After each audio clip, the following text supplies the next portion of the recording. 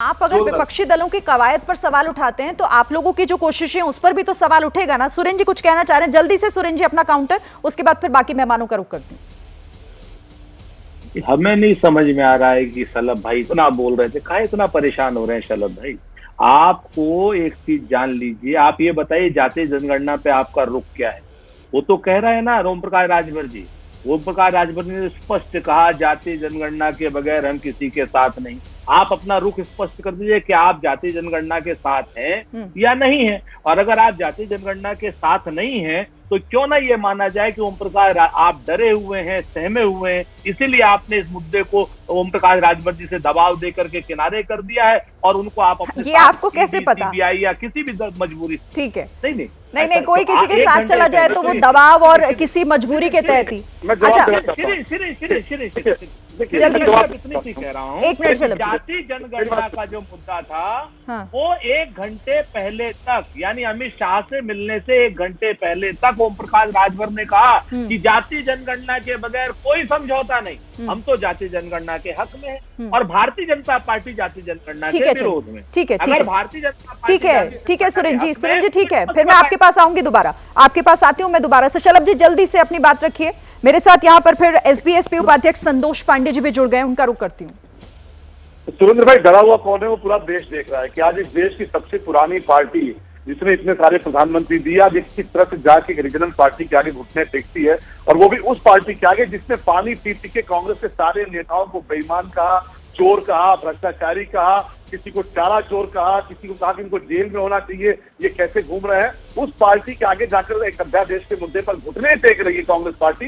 ये पूरा देश देख रहा है और सबको पता है कि राहुल गांधी जी को प्रधानमंत्री बनाने का जो सपना लिया आप लोग घूम रहे हैं, सपना कभी पूरा होने वाला नहीं, क्योंकि इस देश की जनता बहुत समझदार है। ठीक है, अब मैं संतोष पांडे जी का रुख कर लेती हूँ। एसपी के उपाध्यक्ष हैं संतोष जी। अभी कुछ ही दिन पहले जब मीडिया के सामने बात कर रहे थे राजभर साहब, तो वो सीधे सीधे ये कह रहे थे कि पटना की रैली में मैं खुलासा करूंगा। बड़े खुलासे की बात कर रहे थे। उन्होंने तो उस रैली का इंतजार भी नहीं किया, उससे पहले ही एनडीए में शामिल हो गए। मतलब ये जल्दबाजी, या फिर जिस तरह से सुरेंद्र कह रहे हैं कि ये दबाव है, शामिल होना पड़ा।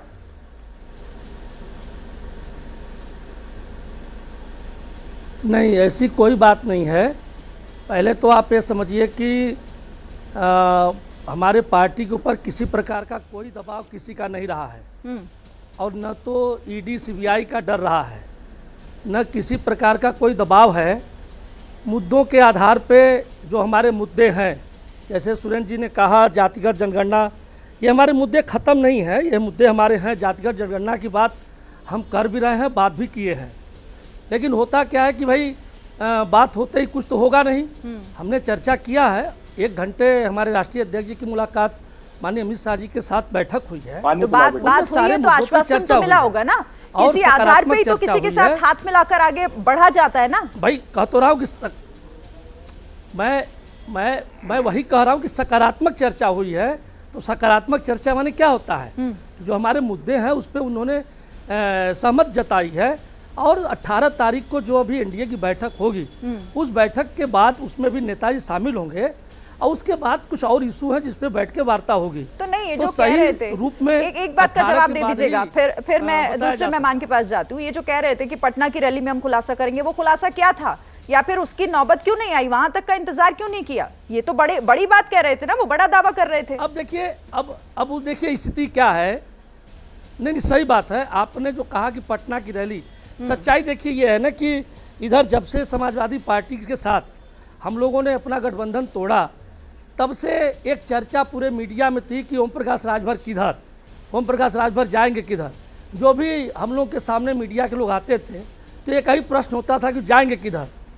तो 7 तारीख को एक बड़ी रैली पटना के गांधी मैदान में हम लोगों ने रखा है। आप मुद्दों की बात करते हैं, लेकिन देखिए कभी इधर कभी उधर आपके मुद्दे कभी किसी तरफ डाइवर्ट हो जाते हैं, कभी किसी दूसरी। 2017 से लेकर अब 2023 देखिए, हम दिखा रहे हैं अपने दर्शकों को कि बीजेपी के साथ पहले आपने गठबंधन कर लिया, लोकसभा चुनाव आप लोग अकेले लड़ते हैं, फिर समाजवादी पार्टी के साथ गठबंधन में आ जाते हैं, और उसके बाद आप ये तय कर लेते हैं कि एनडीए के साथ जाना है। तो मतलब ये क्या, ये खिचड़ी क्यों पकाई जाती है हर बार? देखिए है क्या, कोई बदला नहीं जाता है। जो भी व्यक्ति ये बात उठा रहा है वो सभी लोग, हम तो अभी छोटे दल हैं, सभी बड़े दल अपने गिरेबान में झांक के देख लें, खासकर समाजवादी पार्टी को ज़्यादा इसमें दर्द है। आप देखिए 89 में भारतीय जनता पार्टी भी, जनता दल जब बना था तो इनके गठबंधन में शामिल होकर मुख्यमंत्री मुलायम सिंह यादव को बनाया गया था। 89 में क्या दिक्कत हुई कि समाजवादी पार्टी और भाजपा का गठबंधन टूट गया। उसके बाद आइए देखिए कांग्रेस पार्टी के साथ इनका गठबंधन टूटा, बहुजन समाज पार्टी के साथ गठबंधन टूटा, फिर हमारे साथ टूट रहा है।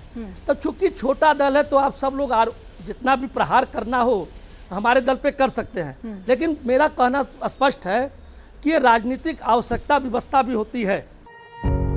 पत्रकारिता कोई इमोशन नहीं है, ना अपना कोई ज्ञान देना है और ना कोई विचार थोपना है। पत्रकारिता क्या है?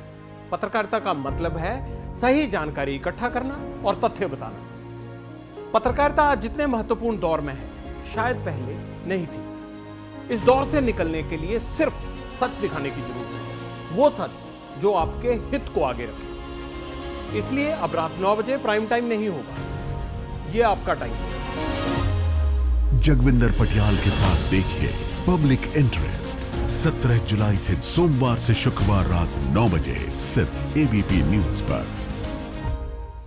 एबीपी न्यूज आपको रखे आगे।